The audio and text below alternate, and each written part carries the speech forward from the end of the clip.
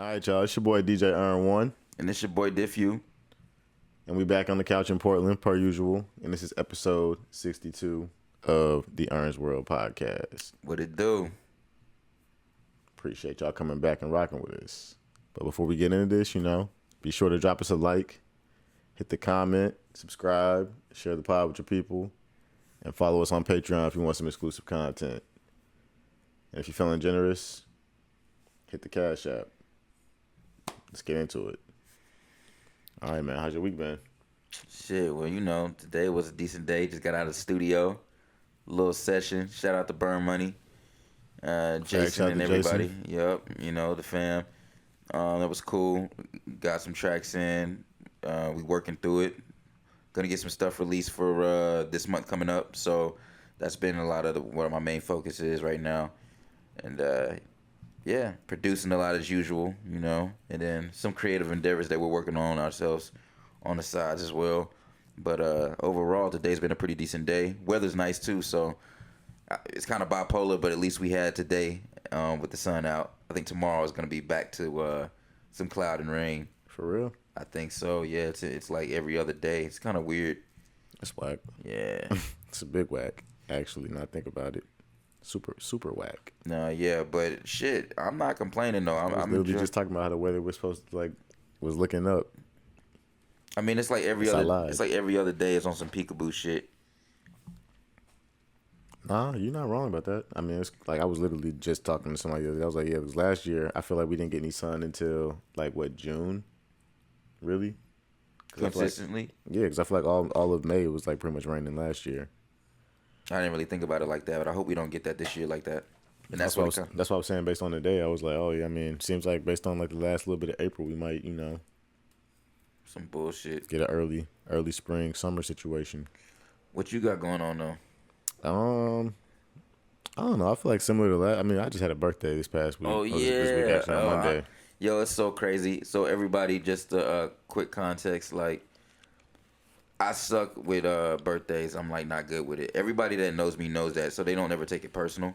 But legit, I did not know it was his birthday.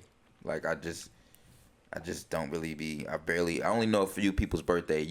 If I remember your birthday, consider yourself lucky. So happy late birthday.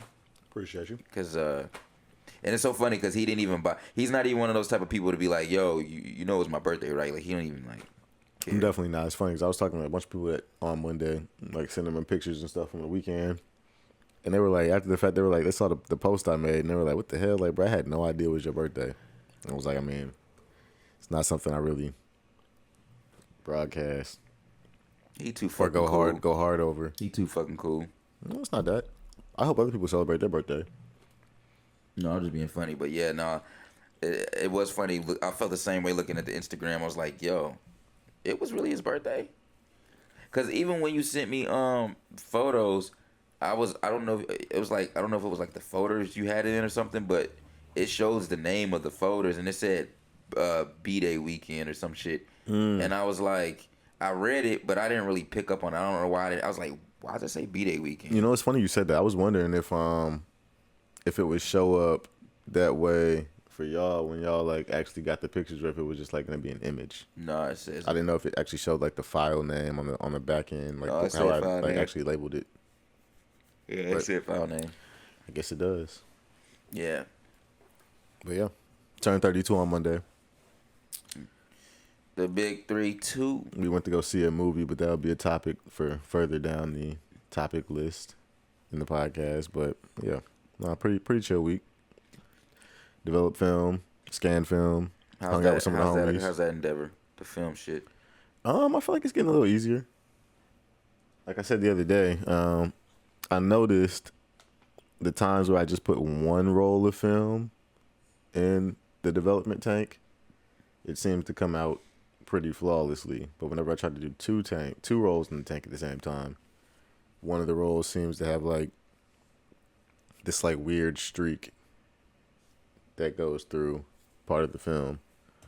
I don't know if it's because of the chemicals in development, or if I'm accidentally damaging the film trying to put it in the reel, but who knows? Trial and error.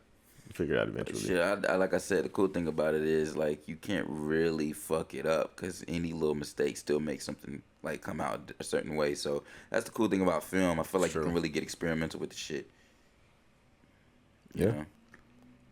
Yeah. But we can go ahead and get into topics, man. Got a little bit of a not long pod, but definitely a lot of little topics for sure. So start off with the news. Really, I mean, we don't really got a whole lot of news. Some of it is really just minuscule shit, but it's still kind of to me like worth chiming in on. Starting off with Lil Wayne, which shouts out to Lil Wayne because you know we came up on Lil Weezy, Weezy F baby.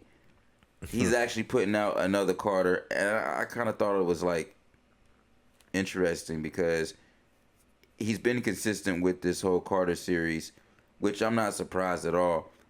But it got to a point where I was always like, I wonder how long he's gonna actually keep up with this.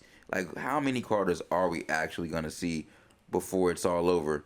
Because he ain't announced anything about this shit being over anytime soon. It seems to be the ongoing series.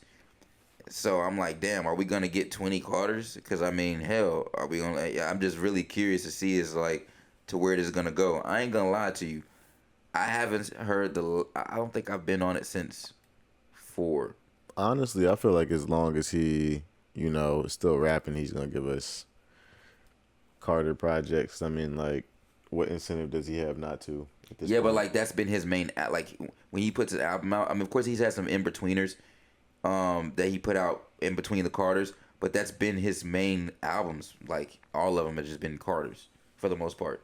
Oh yeah, no, for sure. But I'm just saying though, like I mean, I feel like at this point, like that's probably gonna be just the names of his albums. Because when was the last Carter? The Carter 5 came out. What year was it? 2018 or 2019? I don't remember. I ain't gonna lie, but I do know that this one's gonna be coming out on June 6th, and he's headlining at Madison Square Gardens, which is pretty cool because, like, from what I know, he you know fuck with New York too much. You know, he got arrested out there. That's how he ended up getting that the gun charge. Yeah, that gun charge. So to actually be going there to New York Madison Square Garden and be headlining, that's pretty interesting. Because he had to sit down for how many years off that gun charge again? I can't remember. It was a little minute. It was only like 5 years, wasn't it? I can't remember. That's been so long ago. I don't think he got the full 10 years they normally give you in New York. The last, like the Carters low key ain't really been bad. I mean, I will say I kind of like stopped listening to Wayne consistently. I probably should check on him a lot more than I probably should check on him a lot more than I have. But it's just like, honestly, I don't really. He's just not on my radar. Like, Lil Wayne is just Lil Wayne to me. He's solidified. I like listening to older stuff by Wayne. I will always check in to see what's up with the Carters. The most recent was I haven't, though. I'm not gonna lie, but like I said, the fourth one wasn't bad at all, and there was some joints off the shit that we fucked with. Oh, that I mean, start this shit off right. Yeah, that was the one for me. That was that the project. One. I don't feel that like was it was the one. That's like. Yeah, that was the one. The album wasn't bad though. No, it wasn't. It wasn't bad. It wasn't. There was actually some other shit on there too that I did fuck with. I'm trying to think of who I was even. I mean, I gotta go back and listen to the Carter 5. I remember the Carter 3 and the Carter 4, obviously. Right. Yeah, I remember Carter 5 too. I did remember listening to Carter 5. I just don't remember it. Yeah, I gotta go back and actually listen to the album. Now, will I say that it was some highlights that stuck out compared to the other Carters? Obviously not, which is the thing that is a little interesting for me as far as where he's gonna go, because this is a new, I guess you could say new era of Wayne. I don't know if I want to say era, but I guess it's the best way to put it, because it's like Lil Wayne has been kind of sort of like on a hiatus in a sense. Like, he puts out features and shit, but as far as just like full-length projects, we don't get that a lot from him. We get the Carters just like every few years or so. And I think, if I'm not mistaken, it took him forever to get us that one Carter. Like, it was like after the Carter 3, wasn't the Carter, didn't it take... It was the Carter 5. That took so long to come out. Yeah, because he had that situation with Young Thug. It was the Carter... So, yeah, so we did hear the Carter 5, remember too. Young Thug came out with the Barter 5. Yeah. You right. You know what? The start that thing off right, that's off Carter 5. It is. Yeah, I'm thinking of Carter. I got mixed up. So you might not. You don't remember the Carter 6, the Carter 4 then. No, I remember all of those. Okay. I do remember all of those now. But 5 is the one I remember like a lot more recent because that's the But yeah, no, you right. And you might be right on that one too because that fourth one. What was on that fourth one? Nightmares from the Bottom. How'd that go? I'm surprised you even know. I mean, that came out of what would have been our freshman year of college, so that's the only reason I really remember that one. That sounds like a Meek Mill track for some reason. Nah. I mean, I feel like you say that like dreams and nightmares type shit. Yeah, I don't know why I thought Meek Mill when I hear that shit. But yeah, shouts out to Lil Wayne. What else was on that? Let me go back. Let me just look at the track list of that real quick. Yeah, for sure. I'm curious. While we're here.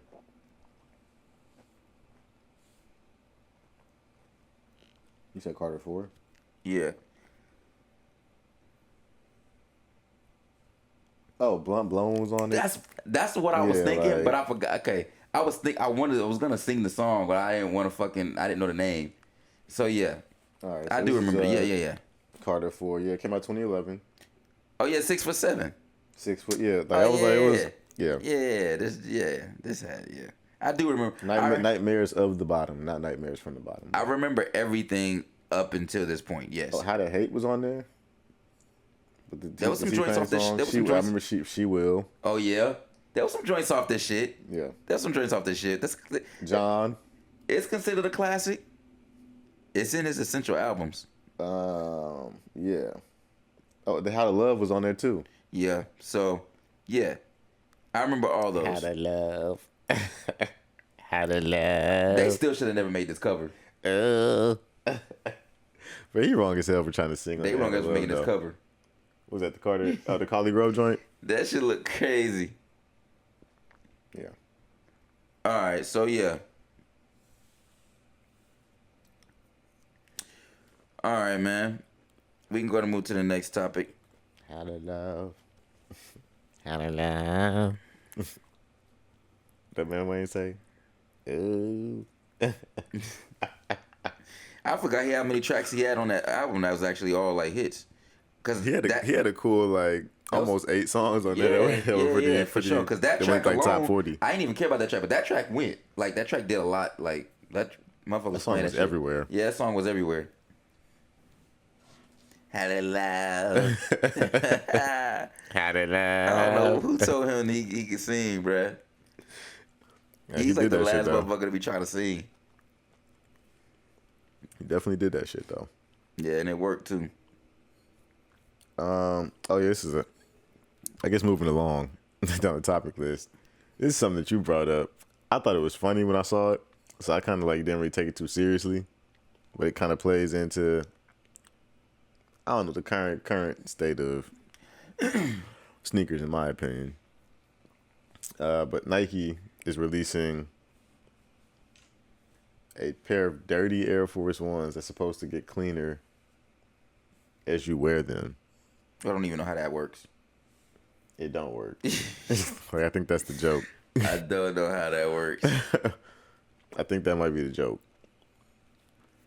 But I mean, I say that because it reflects the current state of sneakers. Because like every single brand seems to be doing like this whole like pre-distressed type of situation. But then there's like specifically around Air Force Ones, you know, the joke around white chicks wearing the dirty Air Force Ones.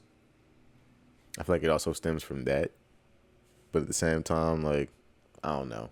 How do you feel about it? I'm gonna let you go reiterate some more before I get into it. Because honestly, I feel like I'm gonna just start bitching. I mean, I'm not here for it. I've never really been a fan of the whole like dirty pre-distressed shoe situation. I'm not gonna agree with that. Unless it's like, I'm not gonna agree with that because unless it's executed right. That I had, and I was gonna say Vans just recently did another pair of. Do you remember the ones I had? I know which one you're talking about. Those was fire. But Vans just recently did another pair not similar to that, but you know the like the iconic like Chanel piece bag. Okay. They did a pair of Vans based on that, and they're kind of like pre-distressed, but they're dope. Okay. I gotta find a picture of them. It's all over print? Nah. Okay. So yeah, I mean, I like, as far as the stress thing, I like that concept and idea. The problem is, just with everything, people always want to water shit down, oversaturate shit. Here we go. Here's the picture. And I like I said, I really genuinely like. I'm so passionate about certain things that I tend to come off like I'm just bitching and complaining. So and this is one of those things to me where it's like, oh, those are fire. Those is gas. Let me see. They got more people. Yeah, there they go. Yeah, I like those. So these are kind of pre-distressed a little bit, but not really at the same time. They're really just based off of this bag. But the bag is kind of distressed, so. Is there anything else in there? Nah. But yeah, so that's the shoe. For me, it's very frustrating because as a consumer and a collector and just somebody who likes fashion, things of that nature, we want to enjoy something that makes sense and that's refreshing. We don't get that anymore. It's almost like we don't get that in anything. It ain't even got to do with just fashion and clothes and, those type of things. It's damn near anything. It's like every blue moon or every now and then you get one good situation from something in media. Whether that's a good movie, which we're going to talk about, whether it's a good piece of clothing. You know what I'm saying? Just something that where it's like, damn, like they did it right. And I'm cool with that because I don't want that every single time because that's not realistic. But I will also much rather appreciate people just staying in their lane and stop doing extra shit. Like for me, Nike don't even have no integrity no more. Not only that, but and I don't want to talk shit because we get on here. We've had numerous reviews on Nike shoes. Nike's gonna continue to make shoes that we'll find that we like, obviously. But that doesn't necessarily mean that we should really be fucking with them. And what I mean by that is, yes, you making shoes sometimes that might hit. But at the end of the day, you moving off the dollar. We already know this. Common sense. Right. But it be like blatant in your face sometimes. It's just like almost insulting. Because you creating a cooked shoe, first off, the integrity of the Air Force Ones, like this is the thing about Nike ain't stupid. They do know some of the culture behind the impact of their shoes. They know that like there's a whole like culture. There's like a meme and running joke around having fresh forces. You right. know, like just having dirty forces. You just like the energy behind black forces and stuff too. There's literally people that will literally like dump out their fucking pair of forces if like it's they creased. did a whole. I think somebody. I don't know if it was a joke. There's people that literally buy them and wear them They did a whole running club in New York where everybody wore black forces. And well, yeah, like, but we're talking funny. about. But yeah, so the point is, yes, yeah. Nike's aware of the subculture and the jokes and this. Yeah, they're very aware. Exactly. So my thing is, you know that like Air Force Ones really is never a shoe that look good cooked. You don't want those to be cooked. They're not like Vans where Vans based, where you want your Vans based. And Vans and Chucks are some of the only shoes where you literally can fuck them up and they look good all the time. I don't know how it worked, but it does. I don't know how they was able to do it, but the shoes just look good even where they're banged up. I don't know how. You can't do that with every shoe, especially white. White is hard to keep clean as is. Yeah. I don't know why anybody would want to wear anything that looks dingy on white. It just never looks good. Like it doesn't work in my opinion. I remember recently, this is kind of side topic. Doechii was wearing some piece by. She's been wearing some clothes by an ongoing designer, and some of the stuff in the style of the design looks almost as if she sweat in the shirt, but it's not her. It's the design of the shirt. Like it's got like brownish, like yellow, like sweat stain looking. Yeah, like kind of stained. And it's so funny because people in the comments are so dumb because they legit believe that she's just stepping on the red carpet dirty. And it's like, no, like that's a designer and they designed it that way. They wanted it to look that way. You know what I mean? So I'm using that as an example just to say that like I get people's trying to do it, but it doesn't look good depending on the color. And she was wearing like a grayish green and they was intentionally like they wanted to show the stains. That shit don't look good. You know what I'm saying? But that's my opinion. I do believe that having a worn distressed look can look a certain way depending on how it's done, because we just saw that Chanel bag, which was like had that military green. It looked like somebody wrote all over it. It had character to it. It just has to be done a certain way. Yeah, like I feel like if you are gonna do the distress thing, the warning look, you got to have some type of integrity about it as well from a design standpoint. You can't just have people I mean, hell, even out there just Balenciaga, wearing even whatever. Like that's Balenciaga, crazy. like, even though I don't like their shit, the only reason why I can give them a pass because they do a lot of extreme shit with their designs, and sometimes they do make statements with their designs. So I can see them doing that.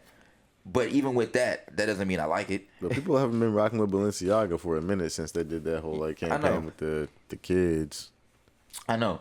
I'm just saying though, like the distress thing, I don't have a problem with. I just have a problem with them trying to do money grab shit off stuff that and I feel like people will buy it, but it's just like, why? Out of all the things that y'all could be making, y'all thought this was the thing to do. I don't know. I just feel like if you're gonna do it, it's gotta be done tastefully. Otherwise, just don't do it. Cause like, what's the point? I wouldn't have been mad at them doing something like all denim, making it distressed. And I'm not saying I would even wear it, but again, it's just like make it make sense. White don't look good like that. I mean, even if they did do denim, I would rather them just give you the plain, regular, like fresh denim, and then let you add your own distressed. And then they're saying it gets cleaner. I'm not understanding like, there's that. There's no way in hell. So we got a little video we're gonna show y'all. Yeah, let me find it real quick. There's actually somebody unpacking it. Oh, somebody actually has a shoe? Yeah. That motherfucker look fucked up. Oh, here it is. Oh, it's a complex. Okay. We know you're going to be mad at this one. Nike's Dot Swoosh division is fully embracing the dirty white Air Force One meme. Dot Swoosh does drops related to gaming and internet culture, hence them referencing all those infamous images you see of cooked Air Force Ones online. There's a little toothbrush attached to these. So they we just literally talked about made a that. pair that comes right out of the box. The catch is you have to clean them. The idea is that if you wear the shoe, the faux aging fades away into an actual clean sneaker. We don't have the time for all that, so we just grabbed the magic eraser and got to scrubbing in order to make the shoes clean. For what it's worth, Nike tells us that you really have to wear the shoe in order to get the dirty exterior to fade off. Like, you can scratch it, but apparently it's easier to wear away manually. We even tried to hit it with some Windex to see if that did the trick any better. Despite us working very hard on scrubbing the shoe, we gotta say we couldn't get the Air Force One significantly cleaner. Maybe we really gotta beat them up, wear them to Coachella or something to get the clean layer. This is not gonna Not get gonna lie, clean. after doing all this, it kind of feels like we got tricked, like Nike trolled us into cleaning their sneakers, and to be honest, that totally makes sense for a meme sneaker like this smoked out Air Force One. Like, this is the final product and you can barely tell the difference between the shoe we cleaned and the shoe we didn't. The Dirty Triple White releases exclusively on May 7 via sneakers in the US for $130. That's what they calling it?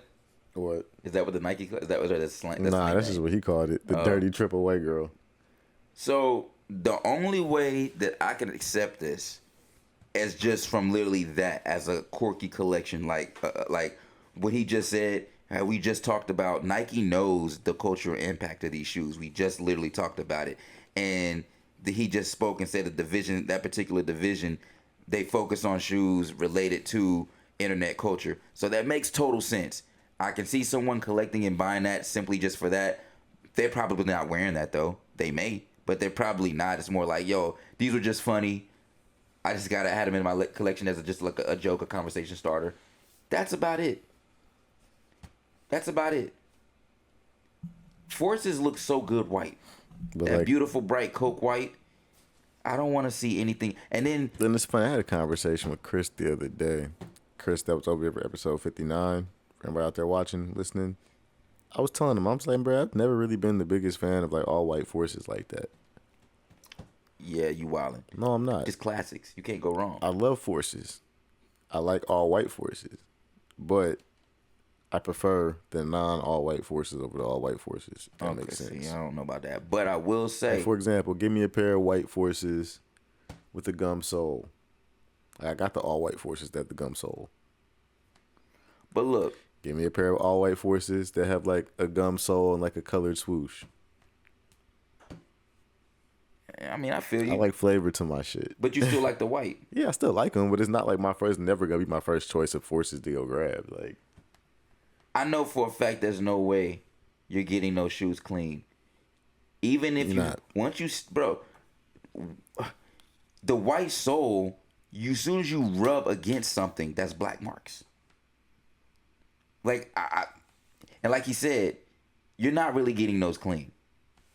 Like I said, or the guy. No, like he said. Oh, like It's a troll, man.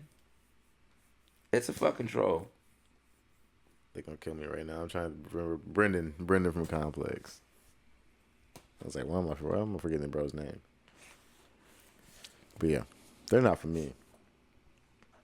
I'm good, me personally.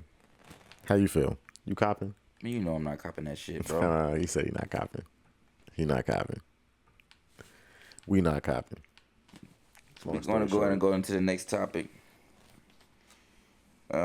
Just some random news. So apparently, like a few days ago, there was some shit going on. Slide all the way to the left so it don't play any. There was some shit going on in regards to Donald Trump and the museum, the Smithsonian Museum. He put in some executive orders to get some stuff removed, and there's been a lot of like debacle and back and forth going on about it. A lot of people are like feeling some type of way and kind of don't know what's going on, wanting clarification from the Smithsonian. And it was really interesting to me because I feel like most people don't even pay attention to, you know, museums. Like I'm a nerd. I love museums, but it's just funny how people like all of a sudden are in uproar about certain things. But most motherfuckers don't even go to museums. But I'm not mad at this. I'm with this 100%. We should be feeling some type of way. But it's just like, yo, where was y'all at? Like, no one ever talks about the Smithsonian Museum. You know what I'm saying? I feel like I'm the only motherfucker that bring it up. I actually tell people often I want to go to the Smithsonian. I've never actually been. Have you been to D.C.? No. Never been to D.C., never been to Smithsonian. Yeah, like, I'm so behind and so... I didn't realize you hadn't been to D.C. I knew you hadn't been to New York. Nah, I haven't really been to a lot of different states, man. Believe it or not. So that's a whole nother conversation. But I am with it. I'm with it because at the end of the day, I feel like history is being manipulated. Obviously, we know that a lot of shit is being controlled and they're taking things away. And the problem is people are so confused and like can't trust anything that we're being told that we just don't know which end is up. So even with the Smithsonian clarifying and saying, hey, there are going to be some things that are staying, people still not really buying it. Some people are still like, you know, you're just telling us what we want to hear type shit. So it is kind of like fucked up because you really don't know unless you're working in it or getting a real inside source. The average person is really just left to be told bullshit and we have to decipher through it and sift through it. But I want to hear what this guy has to say. It's a civil rights leader. We're going to see what he had to say about it. I got a video I'm going to pull up. And yeah. All right. Whenever you ready. Joining us on the news at 11, I'm Larry Miller. Multiple sources confirmed at WUSA 9 the Smithsonian Institution is starting to move out some artifacts from the National Museum of African American History and Culture. In fact, a civil rights leader and pastor said that he was told the artifacts he donated to the museum were being returned. Our Alexis Wainwright has the full story. Two employees with the National Museum of African American History and Culture told me the museum is moving out some of its artifacts. Yeah, bro. Now, this news has ignited growing concerns among visitors who travel from all over the world to learn about African American history. Shout out to Alexis Wainwright. Aggie pride. And it's unfortunate that people don't realize that if you don't know history, you will repeat history's horrors. Reverend Dr. Amos Brown says he has seen it all. He's been a civil rights activist for 73 years and has been on the front lines of history. But now he feels some of the history is being erased. He received an email from the Smithsonian Institution this month informing him the artifacts he donated to the National Museum of African American History and Culture were being returned. The artifacts included a Bible Brown carried during the demonstrations with Dr. Martin Luther King Jr. and Jesse Jackson, and a copy of History of the Negro Race in America, one of the first books on racism in the U.S. His honest excuse was because they were under too much light. And to be clear, you never asked for these books back, correct? No. I called them, told them how unfortunate, how illogical it was We went to the museum Saturday afternoon to see the exhibit where Brown, the Bible, and the book were once featured. Do you know where the Bible originally was? Was it over here? It was right there to the Is it in left the glass? of the narrative. But we didn't see it.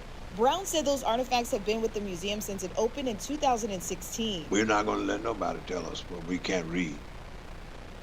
And what we can't celebrate is our artifacts. He also said the lunch counter where the students from North Carolina A&T sat down and started the sit-in movement is also under discussion of being removed. WUSA 9 was not able to independently confirm this alleged discussion, and multiple calls to the Smithsonian Institution and the National Museum of African American History and Culture were not returned. While we were there Saturday, nothing about the historic lunch counter appeared different or altered. It was all about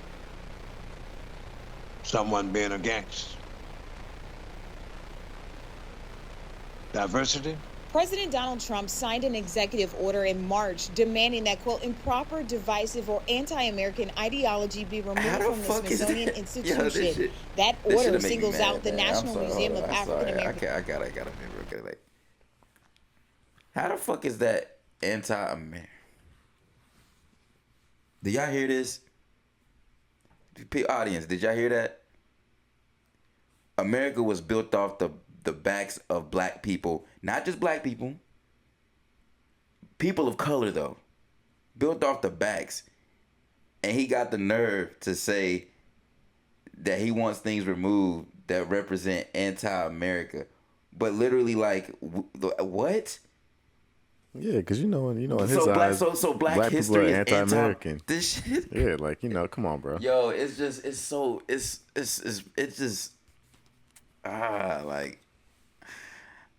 man, the ignorance and it's just it's crazy.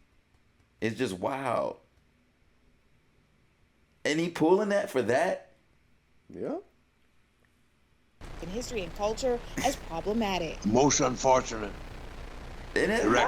Order. And visitors we spoke with Saturday say they are stunned. I just feel like that's crazy, and he shouldn't do that because us black people ourselves came a long way, and that's like taking a big part of our culture away. It's very frustrating. I'm glad I had my glasses on. It is, man. I didn't want my children to see the emotion that was driven up. Now, Dr. Amos says this makes him nervous for the future of the museum. We have reached out directly to the museum and the Smithsonian, but haven't heard back just yet. Alexis Wainwright, WUSA 9. So, just to add a little bit more too, the Smithsonian is saying that because also just before I even get to that, the civil rights leader said that basically how it's done is you can either donate permanently or there's like a loan type situation where it's like there for a certain amount of time, and usually they notify you after that period when it's time for a renewal or something that matter. He was saying that basically they didn't notify him in this situation at all. They just sent it back to him based off the executive orders that was put in from Trump. But like this shit I don't really want to get into like a lot of the racist shit, but it just be annoying in the simple fact that like this man really be blatantly just saying that, yo, we don't fuck with y'all. Cause this shit be petty. Like, what is the point? Removing stuff out of the museum, what is, like, come on, yo. And the items that they removed, I don't feel like are super significant to even be like taken off. Like, you know what I mean? It was a Bible that was associated with it. What? You shaking your head? Yeah, I feel like it's all petty. Everything they do to us is petty. Facts. Like, respectfully. Facts. And it's crazy. I'm sitting there talking about I don't want to get into race, but the next topic is pretty much literally everything they do to us is just to like literally just garner a reaction out of us. We're gonna get into race in the next second. Before we get into race, we're gonna get into another type of race. All right, this is our last little news topic before we get into our main topics. We have just came into the world's first sperm race. Yeah, you heard me right. Sperm race. I'm talking about actual semen, nut, whatever the fuck you want to call it. You know what I'm saying? Racing against each other to the finish line. Yes, indeed. And it was actually a cool idea. I'm not mad at it because I feel like in 2025, we should be expecting to see crazy shit like this. So are you really surprised? Come on. We'll pull it up and show y'all a little bit of this situation, this debacle. It's actually an educational piece, if you will. It sounds very like outlandish, but there actually is like a cause behind it. So we're gonna go ahead and expound on it. My man said a cool idea. It is a cool idea. I ain't gonna lie. That's kind of outside the box, bro. Funny to me. That's some outside the box shit. To think like that, like, yo, what if we fucking set up a track and our sperm cells race each other? Some white boy shit. Anyway, yo, my sperm will beat your sperm. Anyway. All right. Anyway, let me run this clip for y'all. Downtown LA's night scene exploding Friday with an event billed as the world's first sperm race. Four contestants came with the goal to win $10,000 in bragging rights for the strongest, fastest semen. I want to build Olympics for sperm. Eric Zhu is one of the sperm racing organizers.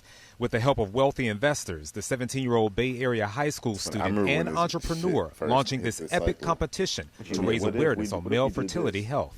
The general public doesn't talk about it because it's so taboo. The contenders, who were handpicked out of dozens of young men, were given money each week to train their mind, bodies, and diets ahead of the viral, sold-out marathon. The competitors' sperm put into a microscopic racetrack. And then they're off. The sperm literally captured on this screen, swimming to the finish line. But perhaps this was the matchup of the night. Male students from USC and UCLA. In the end, the Trojan won. The Bruin got creamed.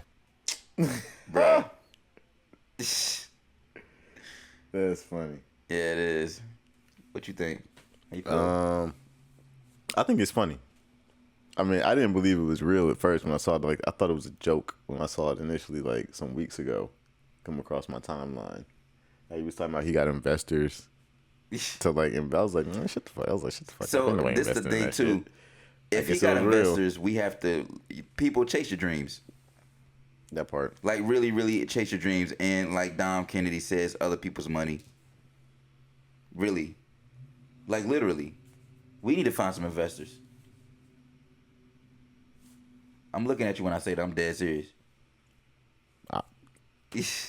Investors, where you at? Shit. Yeah, shit. No, yeah, that was a really good idea though. Invest. And it's the spread. It's just also to spread awareness. That's the most important thing too, though, is that it is to spread awareness. Let's not forget that, because that really is the highlight of the situation. But overall, thinking outside the box is always gonna be the thing that gets you one step ahead in life, in my opinion. I feel like people like him are gonna be people who change the world, honestly. And it starts with little things like that. A sperm race.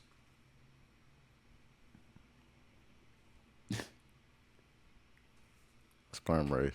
Sperm race, man. Would you compete?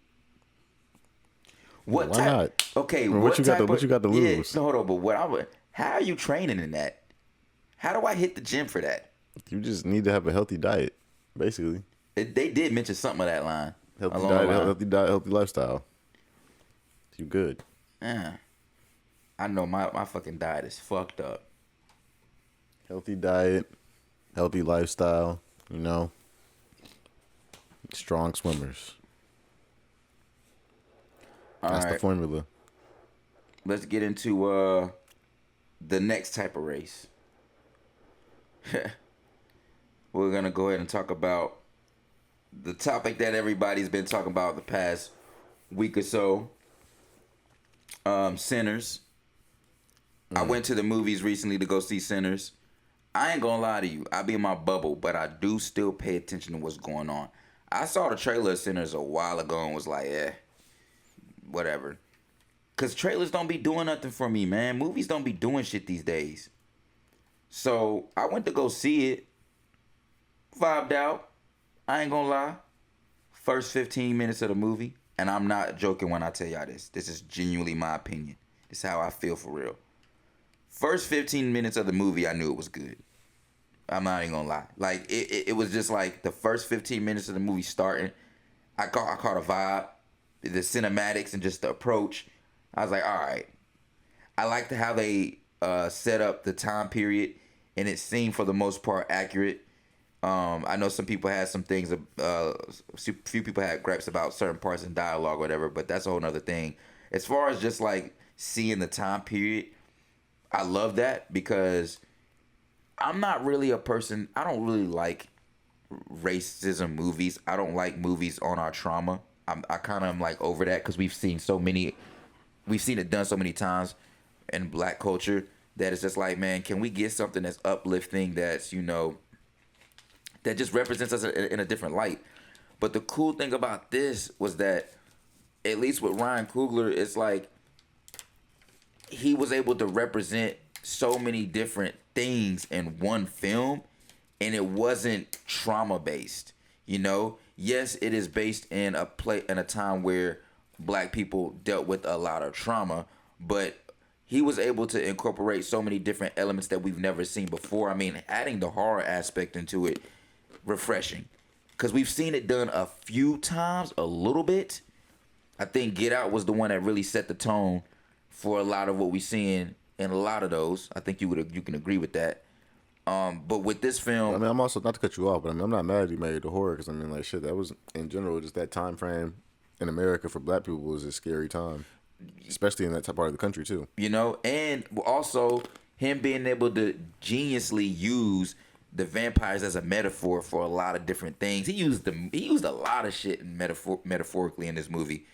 And it's so much to talk about and unpack with this, honestly.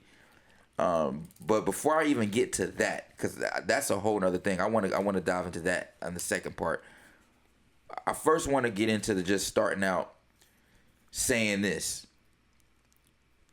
Entertainment is kind of like in a really rough time. I do believe that. I feel like a lot of people can agree. This is my opinion. I was just saying how, like, nowadays you don't get a lot of good shit consistently. You get that one good thing every now and then, and you know, we hold on to it because you don't get a lot of good shit. And it's the same thing with movies. Film has been trash. Like, when you go to the movies and you go to the movies and see something, looking at the trailers, that was an exciting part of the experience. I used to love going to the movies and actually seeing what's coming out. I kid you not, I go to the movies, you know, a lot.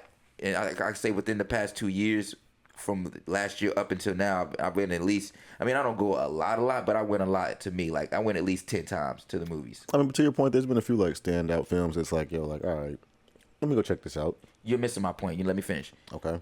So what I'm saying is, with just the recent movies that I went to see in the past year or so, from last year up until now, every time I go, I literally can probably name only maybe three movies out of all the trailers that made me say, yo, that looked like it's gonna be good. When I was younger, when I went to the movies, damn near every trailer looked like it was something exciting. I'm going to the movies now, looking at these trailers, and I legit be mad. I mean, I really be just pissed. And you know how I am. I'm a passionate person. So I tend, like I said, if I'm passionate about something and it irritates me, I'll start bitching about it. That's just how I am. But I think one reason why I bitch about certain things is because, like, especially coming from, like, a creative standpoint, some things just be insulting because you already have a lot of things that's oversaturated. And people are not coming up with innovative ideas. People are doing the same repetitive shit. People keep putting out the same shit. Nobody wants to create new stories anymore. So remake after remake after remake. Exactly. Remake after reboot. It's like, come on. You know what I'm saying? And it gets to a point to where it's like, damn, like, I'm not even excited no more. Like, it's almost like you don't have no hope. And then you get great movies like this that give you hope, that make you realize, damn, like, okay, there still is good movies out here. But, like, I saw that shit the other day, Clown in the Cornfield. Like, all right, people, listen. I went to the movies to see Sinners. There was a trailer that came up that said it was called Clown in the Cornfield. Now, I don't even really want to talk about the movie. I'm going to just say this. Clown in the Cornfield. That's all I got to say. You couldn't even come up with a good name. There's somebody out there right now. There's a young, inspiring writer and creator right now that has a really, really groundbreaking idea. I'm talking like game changing. They just don't have the budget. And y'all spent a budget on that bullshit? Yes, I'm very mad and offended. It ain't even about me. It ain't even gotta be me. I don't even care about me. There's somebody else out there right now, for real, that deserves a spot in having a movie on the big screen. And y'all gave it to somebody for a clown in a cornfield? This ain't the 80s, yo. Yeah, bro. It was the producer's next door neighbor. This is not the fucking 80s. 2025, I don't want to fucking see a clown in a cornfield. I don't care if it was based off a book. I don't care about none of that shit. It's just like, what are we talking about when it comes to movies, though? So, yeah, I'm a gripe, but at the same time, I'm going to also give flowers where it's due, because my man Ryan Coogler gave us a refreshing horror, but also gave us a conversation piece. He gave us something that we can walk out and talk about. It's also a period piece, too. That, too. And that was another thing that I wanted to kind of pick, go full circle back into, too. I'm glad you kind of brought that back up, because me being black and not actually seeing that time, because I don't come from that time, seeing it depicted in a certain light is almost like a wake-up call, too, in a sense, because I'm not saying that I take things for granted, but it's like you do forget how fucked up shit really, really, really was. And, of course, I know how fucked up shit really was.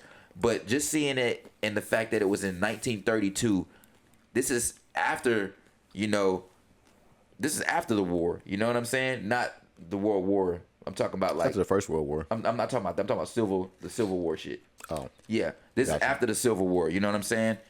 And you're looking at a place like rural Mississippi in the 30s. Bro, just that whole thing of just the opening scene and seeing what Mississippi looked like in the 30s, I'm not going to lie. That scene alone said a lot to me about where we are as people. Bro, parts of the South still look like that. That's my point. Bro, black go people. Go to Alabama, go to Mississippi, go to Louisiana. That's my point, is what I'm trying to say is after the civil rights shit, or the Civil War, bro, black people was behind like a motherfucker, bro. Really, really, really, really behind. We had to catch up. And then also to think about when you look at the Smoke and Stack, or whatever. I said Smoke Twins. Smoke and Stack. They might as well be Smoke Twins. Yeah, the Smoke and Stack or whatever. They, they can read, write, count money, all those different things. But it's not only that, like, not to cut you off, but like they had the foresight to leave home to get the most out of life. Well, that comes with also being able to read and write. And like the thing is, at the time, that wasn't a thing that all black people could do. Black people had to teach themselves and get to a place to where they could be able to do that. And a lot of black people still wasn't in that type of situation where they could educate and have the luxury to educate themselves. So you got to think about how behind people was, and just to see that, like before the words even really, there was words in the movie, just to see the scenery, it set the tone. Because I was like, damn, this is in the 30s in Mississippi, but this is technically after slavery. And people are still living basically like they're in slavery. It was like Jim Crow South though. So it's like after slavery, but before the Civil Rights Movement. Right. But it's still just like, damn, and just to know that like, just from that, we always had to do catch up. You know what I'm saying? Like I love the scene where he was showing the little girl, talking to the little girl about negotiating. That was so lit. That was fire. Dropping gems. Teach, like, the little shit like that. Yeah, I'm gonna lowball you, but I'm really not gonna lowball you. I'm actually gonna give you what you're worth. Right. And a little bit more. Teaching her.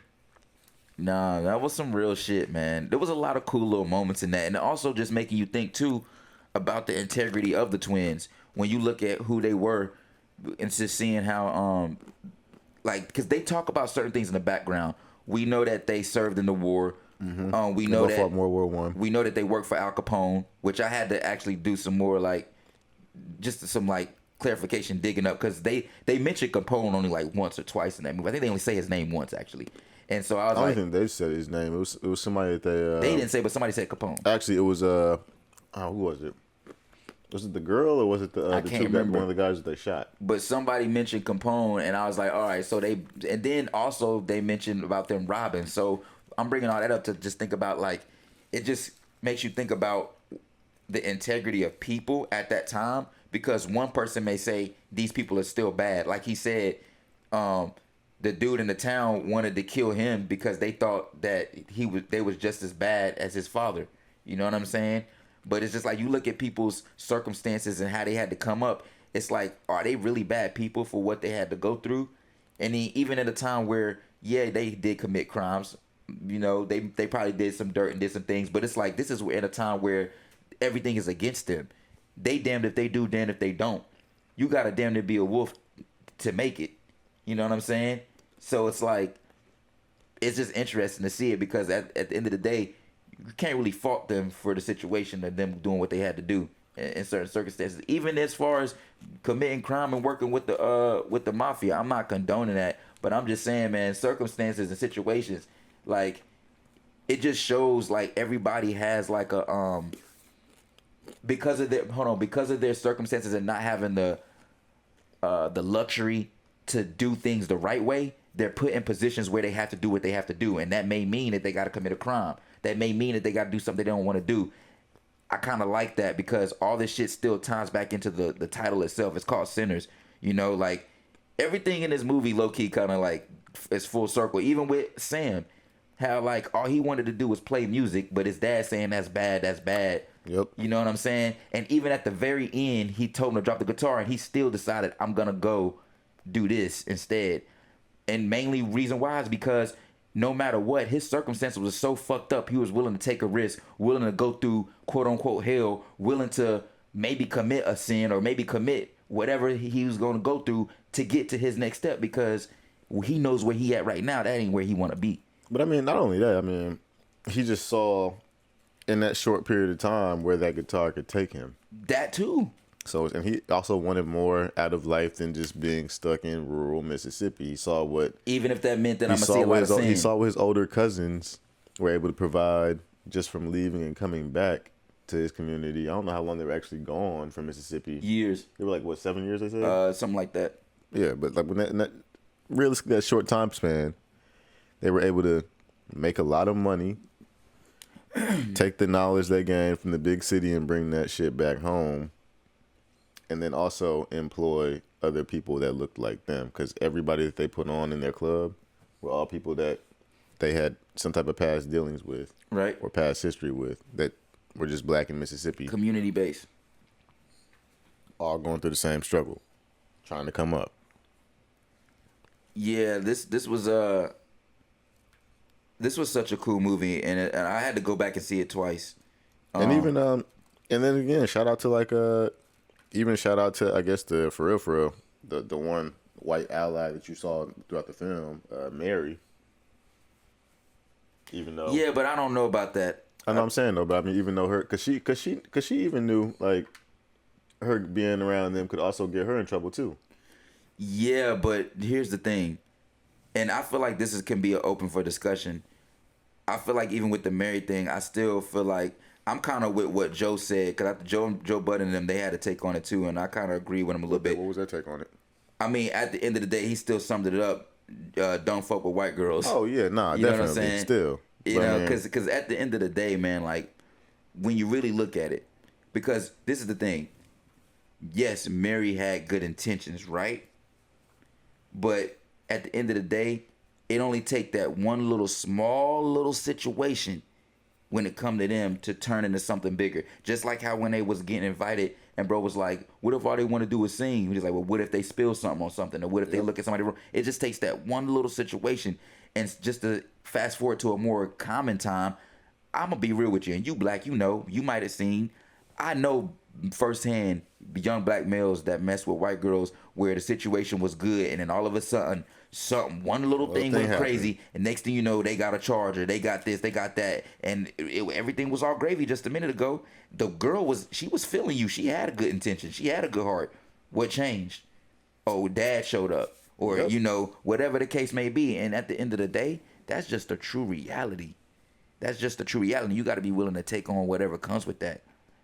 Like, it's just one of those things. And it's like, I'm not saying there's nothing wrong with dating outside of your race, but I just think that like it's a real eye-opener with certain things. It's like there's certain things that just come with certain things, you know what I mean? And you know, I feel like if you're gonna play those games, just know what you're getting into. Because yes, I'm not saying being with a white girl is gonna be the end all be all, be like, you know, your downfall.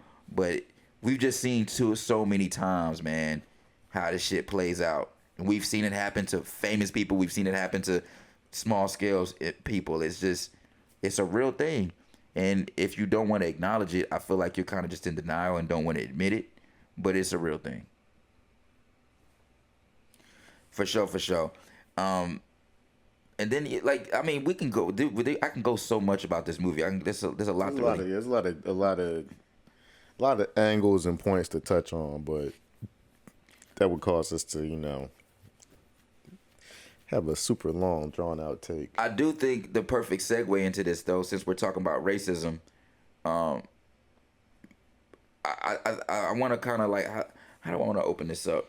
So, me and Ern went to the park, right? We went to the park a few days ago, and we were put in like a somewhat uncomfortable. I'm not gonna say somewhat. Let me not sugarcoat it. We were put in an uncomfortable situation. I feel like everybody in the park was like, "What the fuck?" And it made me kind of like realize some things as a black person, a new thing, because I notice things all the time as a black person. There's some things that are common sense that I always kind of like know, but this was like a real life like moment where I'm like, okay, this is really happening. You know what I'm saying? We were at the park chilling, mind our own business, man. Everything was cool. And out of nowhere, we just start hearing this cracking noise. Like, crack, crack, straight whip. And I turn around, and it's a dude, like, literally, he's behind us, y'all. Like, I don't know how many feet. I mean, he's behind us enough to where it's like we're the only two black people, literally. Like, I say it was a cool, like, 30 to 45 feet behind us. Something like that. He was like right behind us though. Now mind you, we in Portland, we at the park. We're the only black people in that proximity at the time. I think there was some other black people a little bit towards the end. Few feet down from us. Probably about another like 50 feet down from us. So that's 4 black people total. That's two of us and 2 of them, right? This dude was behind us cracking a whip. Like, literally just, I don't even know what the fuck he was whipping. I don't even know where the joint came from. Me neither. It's crazy because, like, initially when I walked up to you, I saw bro just, like, back there, you know, playing around with, like, a staff or something like that. And I was like, okay, that's some typical part for the course, Portland shit, whatever. People doing weird shit. But then he pulled the whip out, and it's crazy because, like you said, when he was cracking it, like, you could feel, like, the wind coming off that joint, because you know they say like the whip breaks the sound barrier. That's why it like makes that noise. But, like, you could actually feel the air behind that shit, and I feel like not only us, we were uncomfortable. I feel like out the first couple of cracks, like everybody and their mom, just like then everybody's neck in the park was just like, what the fuck was that? Yeah, it was like everybody kind of looking, but nobody said nothing. It was like, for me, I thought about it, I was like, it was weird because one of those things, like, I didn't realize what I felt. I was like, I feel weird, but I can't figure out why I feel weird because it wasn't registering with me yet. I'm like, am I supposed to feel weird right now? I feel like I'm supposed to feel uncomfortable, and I think I do, but I'm just not sure if I'm supposed to because I've never been in that situation before. And my whole thing is, it was like, it made me really think about, again, just being black in America, man. Like, not to pull the race card, but people need to really understand what this shit is like.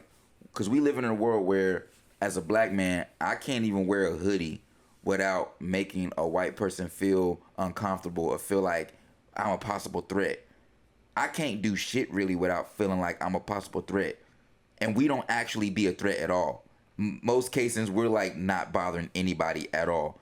The irony, right? But I end up in a real situation where I actually feel uncomfortable because you're actually doing something that is a little like weird. And it's funny because in most cases it's the other way around. You get the Karens, quote unquote, that are always calling the police or calling somebody saying, hey, I feel uncomfortable. This person making me feel, you know, uncomfortable, weird, whatever the case may be. And it's always usually some bullshit. They're always on bullshit. But then when it's reversed and they do some weird shit, we're supposed to just be like cool and chill about it. Because to be honest with you, I really truly wanted to say something, but what are we really gonna say? Because really, I'm gonna be the mad black man if I say something. Right. You know what I'm saying? Also, I don't want to put we don't want to put ourselves in a situation where like we are putting ourselves in harm's way. We don't want to cause a scene, but at the same time, it's like my thing is, and it's crazy because like there's nothing wrong with necessarily having a whip, but it's about reading the room. It's 2025. You're literally behind 2 black people. That's my thing. It's like, at least feel some type of way and move away or something. You were behind 2 black people. And it's like, I don't even think he even acknowledged that. I mean, and when I'm telling you, you definitely know he wasn't aware of the fact he's whipping the fuck out this shit. It's crazy because the 2 black people that walked by us looked like they dead ass. Dude, literally, both of us. the 2 black people walked there was like, yo, that's crazy. They were like, it's crazy. They literally said that. That's crazy, right? Like, yeah, I thought we both looked at each other and we were like, yeah, we just glad we're not the only ones that. Facts. We were like, we felt good to actually see some other black people making shit. I was like, I just want to make sure I'm not tripping. But the whole point to sum it up was just like, it made me think, because it's like, what if I wanted to be a Karen? I was like, really, I'm the justified Karen in the situation. You're making me feel uncomfortable right now. I'm at the park minding my own business. You pulled out a whip. I genuinely don't feel comfortable. Can you go? What if I start getting on it? We really, as black people, need to start being Karens. Because you know the fucked up part is, we're actually, when we're Karens, it's a slippery slope though. No, it's not, because when we're Karens, it's actually for the right thing. Like, yeah, but at the same time, like I said, it's a slippery slope though, because you know there's been so many times where we've called the police or called for help. Yeah, I know. And in theory, it doesn't work. I know. Right. I know. We end up. You know what I'm saying? Still in harm's way by the people that we called to help us out. In theory, it's in theory, but yeah, you right. So it's like, damn, but like you always say, damned if you do, damned if you don't. That was a really weird situation. I've been in a few racist situations, and I'm not even gonna say that was racist. It was, but it wasn't, because I'm not gonna say dude was racist. But I think that like that was a weird one right there, because the person could have easily, honestly, not known no better. But at the same time, you should know enough to know that you should know what a whip symbolizes. And as a white man, you should feel a little weird about having a whip. It should be one of those things where it's like, especially if you're not using it for like, if you're gonna pick it up, it's like actual intended purpose, which is to like drive animals from point A to point B. Yeah, you're not Indiana Jones. Or that. Yeah, that's my thing too. If he was like whipping like bottles off something or hitting cans, I might have gave him the pass. Like, you're not out here driving herd animals. He wasn't whipping nothing, y'all. He was whipping just air, just cracking his shit. I'm like, bro, put that shit away, bro. That's not cool. You know what I'm saying? That was just interesting. I'm not gonna lie. That was a very, very weird situation, and I don't think I ever want to be in that again. I don't think I felt that uncomfortable since a white person referred to a dog as a nigger. That shit was crazy. And that was very uncomfortable. That shit made me feel so just like it was like an out of body experience. It was just wild to me though, because like I said, like as far back as he was, like every time he cracked it, you could still feel like the wind in the air like move around to the whip. You know what I mean? Like, that shit was uncomfortable, because I remember at one point you were like, yo, it feels like he's like getting closer to us. Right. But he wasn't. It was just like, and that was the other thing too. I'm like, is he trying to get louder? That's why I'm like, it's like you don't want to put a race card, but it's like motherfuckers do shit like that, and it's like y'all put us in positions to where it's like y'all leave us y'all leave us with no choice. Hey, y'all comment, and let us know if we tripping. Yeah. I don't think we tripping, but I know we not tripping. I just think it's funny. If you out there and you watching this, let us know, because that shit was crazy. No, it was. Respectfully. But shit, what's next on this? I think we on videos. Are we in the music video section already? Yeah, I guess we are. Yeah, damn. Yeah, in the music videos portion of the video of the joint. Let me see what we got here. Go to this playlist real quick. Aha, yes. That's the first video. This is your pick, actually. Yo, shouts out to one of my best friends, Patrick. He put me on. I ain't gonna lie, I did not know nothing about this artist until he randomly sent it to me and was like, yo, I think you'll fuck with this. And I was like, you know what? I think I do. All right, yeah. So the first music video of the night is by a group called Ovrkast. Is it a group or individual? I'm not sure. I think just artists. By an artist named Ovrkast, and it's featuring Samara, and the name of the song is called Small Talk.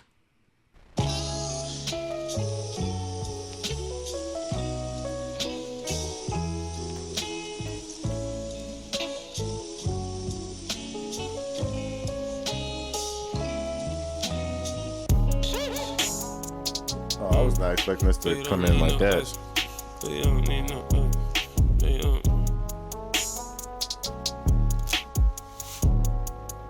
Yeah. First thought, grind hard, never work soft. Still a man. First thought, ready when I hit the ceiling fan. Know my pen got the perks on it. First on it. Ready now, why I perch on it? Businessman wanna lurk on it. Busy, I'ma hit you first, homie. Shit, wake up. Never seen nothing this made up. Never seen nothing this major. Niggas ain't bitches gon' pay up. What's the bill like Cosby? What the cost be to save something? Uncle Sam slick robbed me. Niggas pulling strings for the bass notes. Get down. I ain't hit 'em all with the freeze, with the hoes, not impressed. We ain't balls with a loop. Sounds about though. With a loop, run it, go. With a loop, run it, go. With a loop, run it, run it, run it. Yeah. I don't wanna talk, just pay up. Hear a lot of shit, no fake ones. Hear a lot of shit, no fake love. Rinse my hands. Rinse my hands, don't play like that. Both rings locked in, no breaks like that. Don't tempt my man, shit break like that. Don't wait, jump in, just shake like that. Shit dumb, shit lame, it shake like that. Shit weird, homie. I got something real for you, don't flake on me, just deal with me. Yeah. With a loop, run it, go. With a loop, run it, go. With a loop, run it, go. With a loop, Yeah, what? run it, Tommy's Burger. Where's that? with a loop, run it, run it, run it. Talk cheap, sheep, niggas. Oh, that's out. Oh, I was like, what are you talking about? Tommy's Burger? Where'd that come from? The background. I was like, okay. It sound like you owe me some money. Stumbling, stuttering. I don't do the muttering. Go, yeah, trick, yeah. Had to put some soldier in it, see it. Spray water in the coochie, baby. Eat healthy, shape my boots and cahooties lately. So protected, I invested, stop the conversating. Trend of fat and blessings, then express them and it's set up. Bitches set up and I'm paid. It's funny. I was showing one of the homies is like podcast and music video portion of the Jam Sesh. He was like, oh shit. He's like, I fuck with this. Like y'all doing all the work. Y'all don't gotta go nowhere to like find the music. Go to the description. Go to the exact song. Also get links to the playlist. I was like, yeah, bro. Trying to make this a seamless like viewing experience for those out there.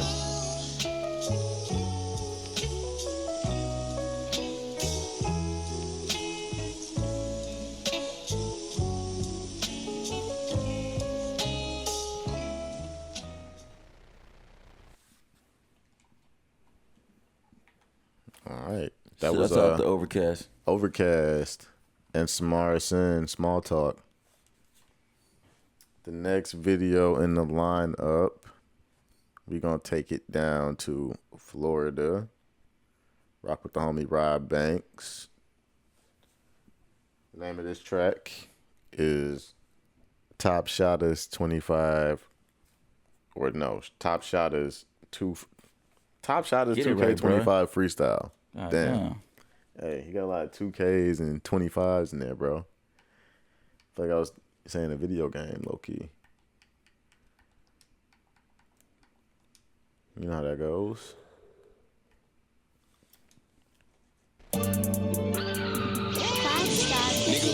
Nigga, fuck, nigga, yeah. 430 death. Hey. 430 Pussy, nigga, you left that little bitch everything, and I left everything in her face. Well, I don't give no fuck about that, nigga. Feel no way about how I did they day. Nigga, in every situation, I'm Jake. I gave a hard knock to your bait. Reasonably doubt a nigga in they face. Throw up the rock when I walk away. I don't know never fuck nigga that can see me. I don't know never bitch that ain't won't eat me. I don't know never one of y'all niggas claim to be friends just to get in the section of me. Groupie ass little nigga. Pick a side, then switch it. Slap the shit out when you niggas. Fanned out like these bitches. I always knew you was better as an electrician. Nigga, I got these hoes going brazen. I'm fucking her face and you gave her a baby. If you jit over here like this lame nigga raised. Nigga, ask your little dump on the one you should play. play with. On my soul, y'all niggas be crazy. All my life, y'all fuck niggas hate. Nigga, nothing in this life fair, we were faded. We grew up jumping niggas, you had to say it. Hustle, nigga, I had to have it. Nigga want new shoes, but I want the wagon. Graded my first rack, then I caught the habit. It was just me and Breeze with a brick of weed and an Osmo and assassin. Bitch, pop that ass for the captain.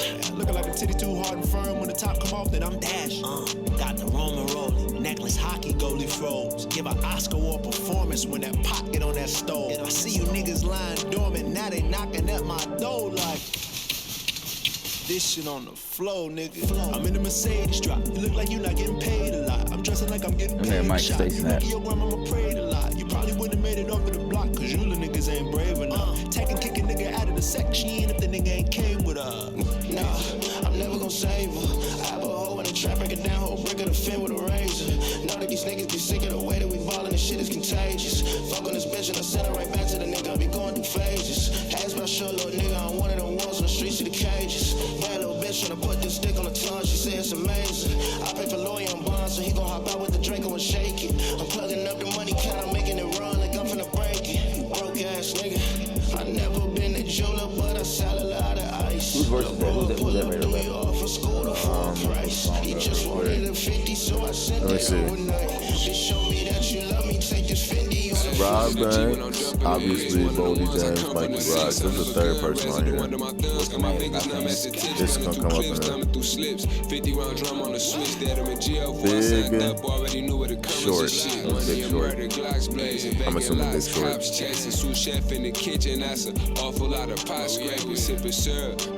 His dreads got long. On the road, 2 bricks, a boy and girl, we call that him and hers. Come the gang, know they with this shit. For me, they gon' jump the curb. And he don't run shit but his mom. Nigga must ain't get your word. If you looking at a 105, got some real hell block money ties. Pressing up on the outskirts, but we still cook 'em up sunny side. Yeah, that was fire. Well, that was a Top Shottas 2K25 freestyle. Hit the link in the description if you're trying to, find the song. Let's see what we got in here next for y'all. The next song in the playlist to line up from a music video standpoint is by an artist named Fousheé, and it's called Do You Have a Soul?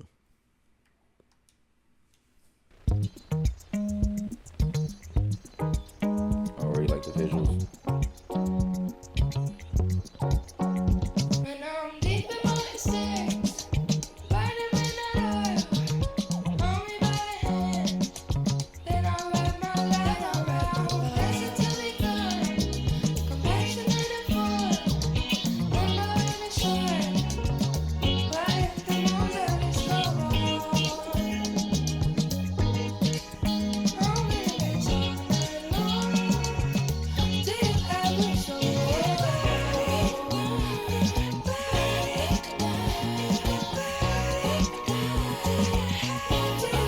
Gotta show the woman out there some love,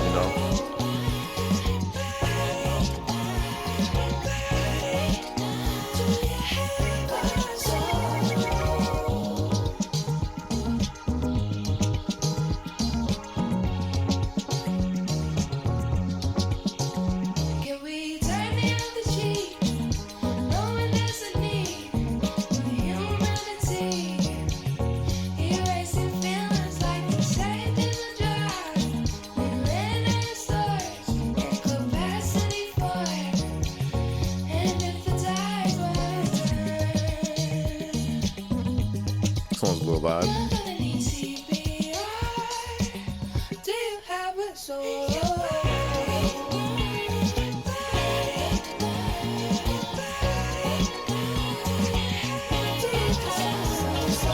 It's a pretty good spread of vibes from the video standpoint. I mean, we got some kind of rappy alternative stuff in the first song. I mean, most of our shit, yeah. Because at first we was heavy, rap heavy. Then you got some underground rap shit, the second track. And you get this song for the third song. This is what I'm not mad at. So, kind of works out. But, yeah, now I'm about to hop into the actual Jam Sesh. You feel me? The Jam Sesh. So what we got in here first? Let's see. First track of tonight. It's from an artist we actually featured from a music video standpoint in the last episode. It's by cousin Stizz, and the name of the song is Puddle Boots. When we played something from him last time? Oh, that's... Yeah, from music video standpoint. Got you. So I was playing this in the car with you, and you were like, yo, what is this? And I was like, Puddle Boots. By cousin Stizz. It's nothing go up, another levels. Me and Mott always sticking together. Hit the stripper, we change the weather. Make a puddle up for them Bottegas. She with me, now she claiming it's better. She get tricky, we playing it clever. They gon' watch it get bigger forever. It's nothing go up, another levels. Me and Mott always sticking together. Hit the stripper, we change the weather. Make a puddle up for them Bottegas. She with me, now she claiming it's better. She get tricky, we playing it clever. They gon' watch it get bigger forever. Yeah, I told you no more playing around. Yeah, this time we laying it down. At the crib and we giving them rounds. Yeah, I see you trying to get out. I got you, let's make the amounts. One time about when and how they trying to download the style. Where you from? I swear it was breaking my heart when I read your name in the files. Every time. Hope niggas knew if you swallowed your charge that you be a legend right now. Heard that he graduated from the block, but ain't get a cap in the gown. I got my shades on, shit I hit dog, but I bought some Vism to smile. I'm in the car in the race with some freaks, they on some which one of them a pound. The way that she spreading it out, I'm finna get shorty the crown. When you grew up without having a lot, you know how much everything counts. Still splitting this shit with my dog, that's just so we breaking it down. Gotta know shit is a lock as soon as the money in town. I'm sipping, I'm walking with scars, it's helping me numb all the sounds. Ain't no boy trying to talk, I don't gotta work for a clown. Took it forever, they still never figured me out. You know it. Hey. It's nothing go up, another levels. Me and Mott always sticking together. Hit the stripper, we change the weather. Make a puddle up for them Bottegas. She with me, now she claiming it's better. She get tricky, we playing it clever. They gon' watch it get bigger forever. Yeah, it's nothing go up, another levels. Me and Mott always sticking together. Yeah, see if everybody wondering, they native of Make a puddle Boston. up for them Bottegas. She with me, now she claiming it's better. You don't really she hear get much tricky, we playing it clever. They gon' watch it get bigger forever. Not as much anymore. I feel like you baby, keep the did. shit on the low. Who needs to be signed? Nah, I don't think he was ever signed for Breeze. I think he's just been independent all the I'm time. off of the coast and ain't even tell you the boast. They say that you reap what you sow. I want my watched the last movie we game. I went to my review. I really seen him get media coverage when he had that song Jordan Fade. Okay. I'm watching the strip. She in the middle of the boat. Knew it'd be foolish to quit, cause I be giving niggas hope. I don't be around. I ain't tryna fake it. Just give me some time in the grind, and I put in the patience. I bet they gon' give me about all of mine, or something to take it. That hate gon' be pressing in line when they figure out they won't make it. She said that I'm breaking her spine, that's what making me wait then. Wanna be with me from 9 to 9, cause I never show no faking. My dog's still moving that dirty work like a job in the maintenance. Still in my mind, man, the only words to repeat was the greatness. Yeah, it's nothing go up, another levels. Me and my dog, we sticking together. Hit the stripper, we change the weather. Make a puddle up for them Bottegas. She with me, now she claiming it's better. She get tricky, we playing it clever. They gon' watch it get bigger forever. Yeah, it's nothing go up, another levels. Me and my dog, we sticking together. Hit the stripper, we change the weather. Make a puddle up for them Bottegas. She with me, now she claiming it's better. She get tricky, we playing it clever. They gon' watch it get bigger forever. Alright, that was Puddle Boots by Cousin Stizz. The next track in the lineup for the night is by Polyester the Saint, and it's called They Don't. Hey, yeah. Uh-huh, hey, yeah. Uh-huh, hey, yeah. Uh-huh, yeah. They don't wanna see me hustle, don't wanna see me get no bag. They don't get no second chance, don't deserve a pass. They the ones that keep on talking, I'm the one that got 'em mad. They the ones that keep on lying, I just sit back and laugh. So I hopped off in my Dougie with my foot on the gas. Better known as one of the realest, keep your toes on the task. And you know it's serious business, keep your mind on the stack. Stay keeping the hoes curious, got my beat on blast. Gon' give it up, can't get with us, you been fibbing, bruh. Don't care about your Hellcat. Oh, that's just a Hemi, huh? Where your LOC's at? Oh, I'm on your top, huh? When we overseas, you ain't never popped up. Where we go to E, you ain't never popped up. Muscle and a form, yeah, baby, we got them. Streets got born, got me flying out my partners. 6 deuce rag, now I'm finna get a hopper. They don't wanna see me hustle, don't wanna see me get no bag. They don't get no second chance, don't don't deserve a pass. They the ones that keep on talking, I'm the one that got 'em mad. They the ones that keep on lying, I just sit back and laugh. So I hopped off in my Dougie with my foot on the gas. But it almost one of the realest, keep your toes on the task. And you know it's serious business, keep your mind on the stack. Stay keeping the hoes curious, got my beat on blast. Do the bird like bro, make 100 off crazy girls. I'ma take you to Vegas next, run it up then make a mess. Then make them pay me fully, backed up we can make a movie. Just me and a couple hoochies, watch your anime, listen to cool kid. It's easy baby, prominent, dominance, only common sense. Picked you out a plan and I'm showing you where to go to fish. Quote another photo, tricking them off the checklist. Digging what I put down, baby, now come catch this. They don't wanna see me hustle, don't wanna see me get no bag. They don't get no second chance, don't deserve a pass. They the ones that keep on talking, I'm the one that got 'em mad. They the ones that keep on lying, I just sit back and laugh. So I hopped off in my Dougie with my foot on the gas. Like that one? Yeah, that was nice. Next one by Boldy James, an artist we actually just kind of showcased from a music video standpoint. But it's called Month of Sundays. What up? Hey. Let's get it. It's Boldy James Overlord, 7 to the 6. Cocaine smorgasbord pressing up them bricks. Got a soul train line wrapped around the corner. Auntie need her wake up, I'm a earlier than time joiner. That's why I feel like we fucking played this track. I don't know why we feeling that. We play so much Boldy. These niggas out here click hopping, bitches dick sucking. He empty out this whole clip, ain't even hit nothing. This chopper come from Moscow, got your bitch blushing, pulling 5 grams in the cream, it's a big rush. Cream soda full of lean, I need a pair of crutches. Bad bitches Louis down, talking Cartier clutches.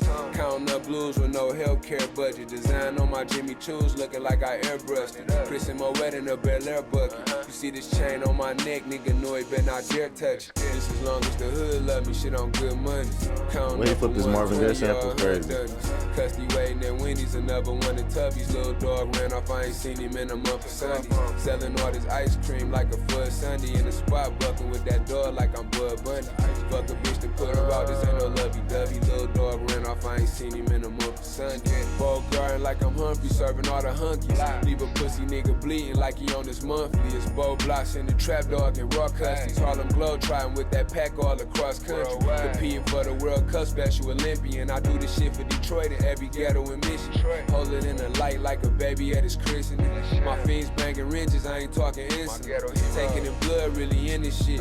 Know I'ma kill for my brothers on the love, don't even mention it. We really thuggin', shit be hit or miss. It's fucked up, can't even put my little cousin on the visit list. Was rad hotties with my nigga Fritz. These niggas know who really out here dropping bodies, really drilling shit. Still guilty to proving innocent. Fuck with you when my bond was $1 million cash, no 10%. Just as long as the hood love me, shit on good money. Counting up a 120 or 100. Custody waiting at Wendy's, another one of Tubby's. Little dog ran off, I ain't seen him in a month of Sunday. Selling all this ice cream like a Fud Sunday. In the spot bucking with that dog like I'm Bud Bunny. Fuck a bitch to put her out, this ain't no lovey-dovey. Little dog ran off, I ain't seen him in a month of Sunday. Custody waiting at Wendy's, another one of Tubby's.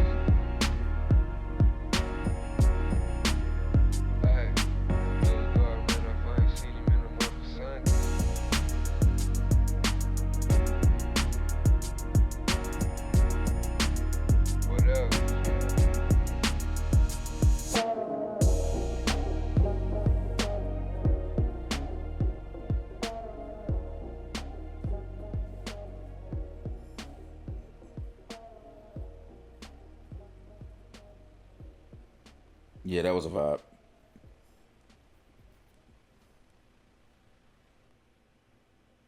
All right, the next song in the lineup is by Lee Tracy and Isaac Manning, and it's called Foxy Lady.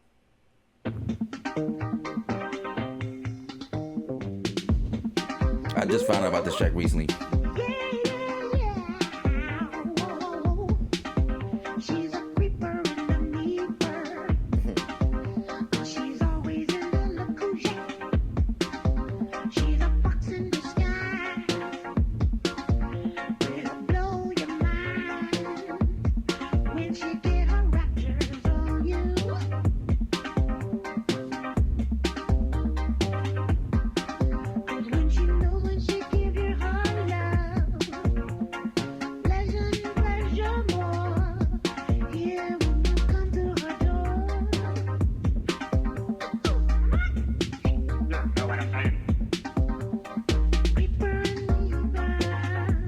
they got a whole project that's some joints.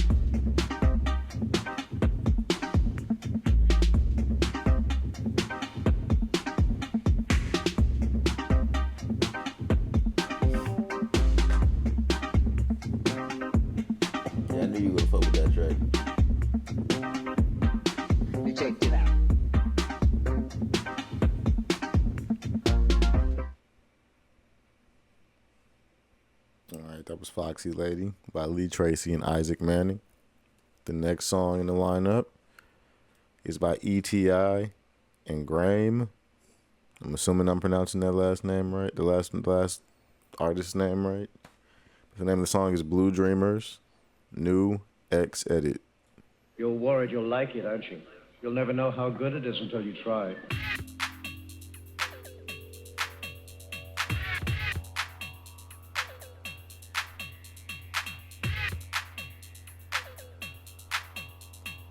You're worried you'll like it, aren't you?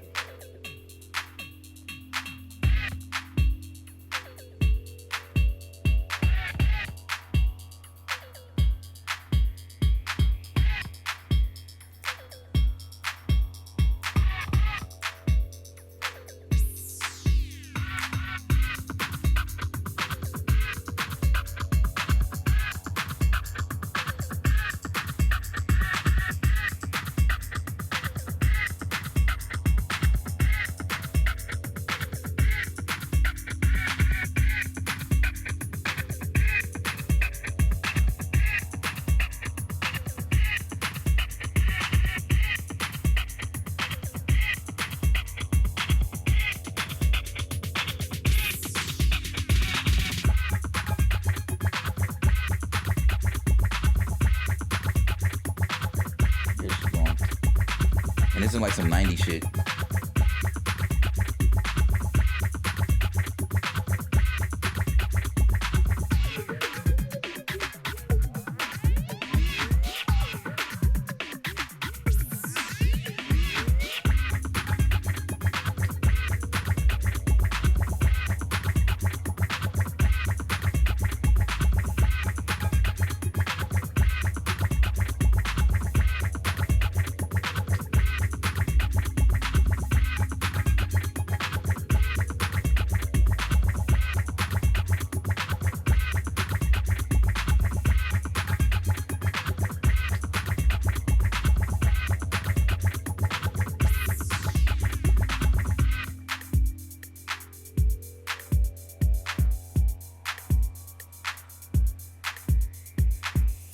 Blue Dreamers? Mm-hmm. Now? Why not?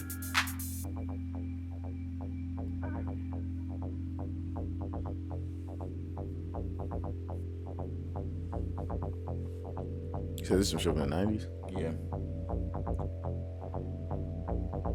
Oh, it does say 1988 to 1994 on this cover at the bottom. Yeah.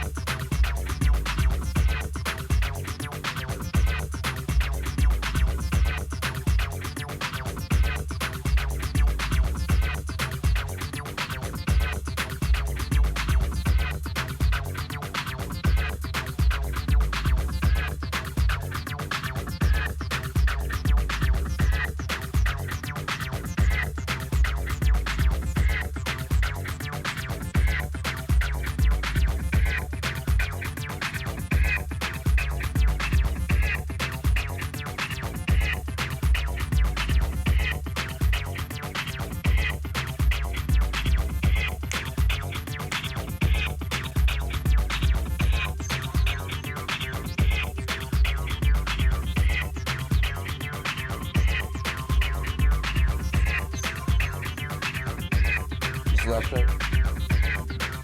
One more. I figured.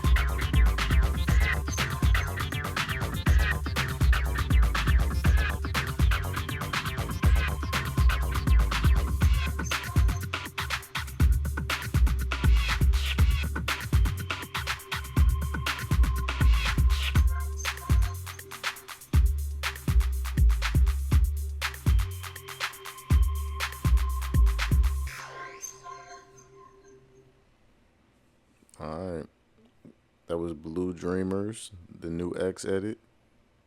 The next song is by LEFTO Early Bird.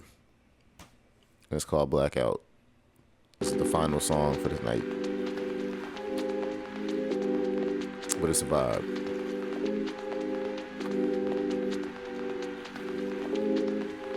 Everything we share with y'all is a vibe.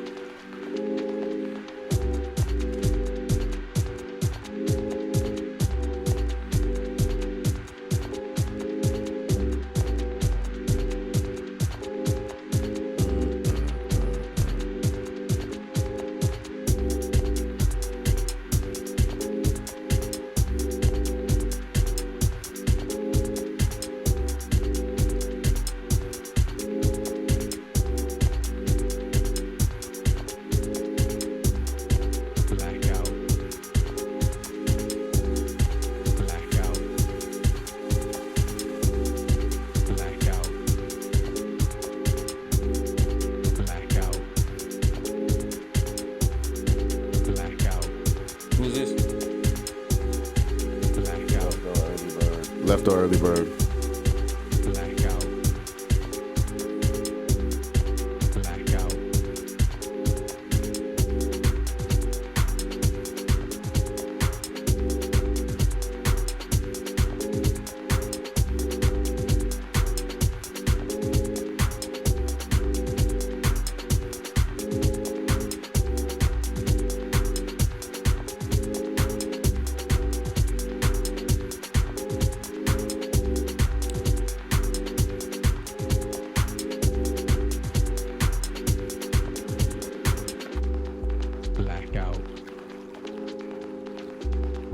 Blackout. Blackout. Blackout. Blackout. Blackout, fool. Blackout. Blackout. Blackout. Blackout.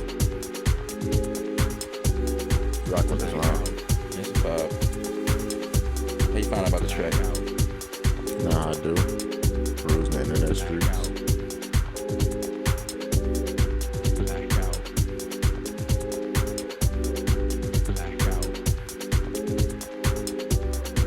I like the album cover too. Simple as shit. Right.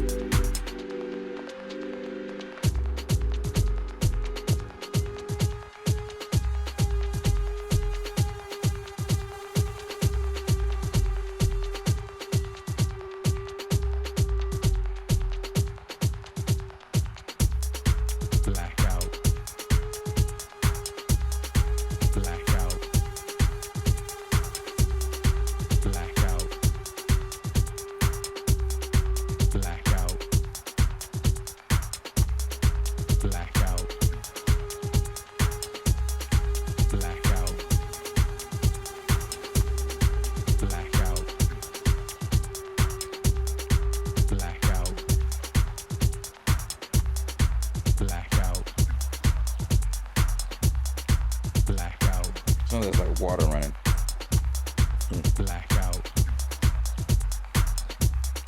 Blackout. No, it was water. Well, you got some good hearing then, sir. I didn't know what that was in the background. I didn't know what noise they were using. But you know. All right, y'all. We appreciate y'all rocking with us. You know, per usual. Show us Appreciate some y'all, love. man. Throw us some likes. Throw us some comments. Subscribe. Share with your people. And of course, you know, if you want some raw, uncut, slide to Patreon. You got that over that way. And then, you know, if you want some more music in addition to the music that we share with y'all already via the podcast, slide over to our websites. They're both linked below in the banner that you'll see throughout this podcast. That's awesomenothing.com and that is earnsworld.com. And, you know, for the people out there, I got the heavy pockets. Want to slide us a little something via Cash App? Feel free. We here. But you know, until next time, we'll catch y'all later. Have a good night. Holla back. Peace.